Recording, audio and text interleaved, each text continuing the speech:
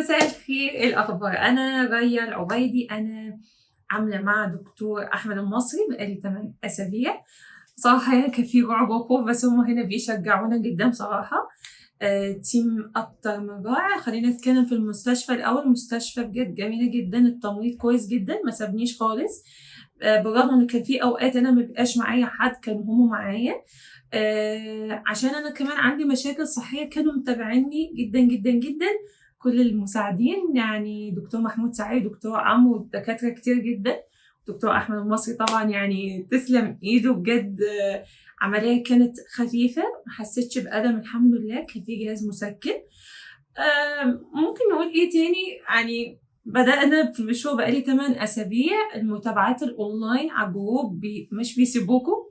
يعني حصل لي كذا دروب في كذا مرة، كنت بلاقي حد أونلاين أصلا كده كده في الجروب وبيتواصلوا مع الدكتور المساعد، والدنيا بتبقى كويسة جدا. بالنسبة للأكل كل حاجة اتظبطت.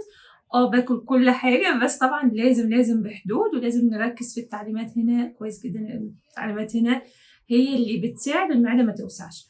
والتيم هنا ممتاز جدا.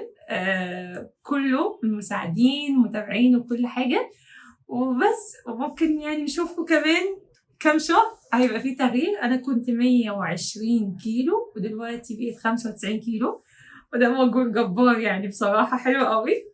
بس يعني إن شاء الله هنقل أكتر من كده في الأسابيع الجاية. شكرا، باي.